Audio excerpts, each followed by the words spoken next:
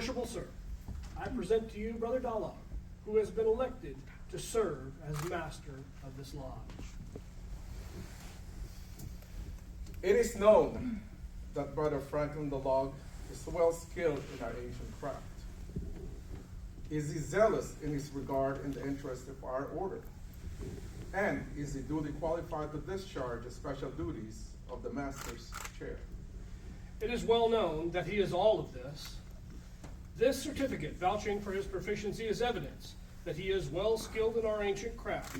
I find him to be of good morals, true and trusty, and as he is a lover of our fraternity, I doubt not that he will discharge his duties with fidelity and honor.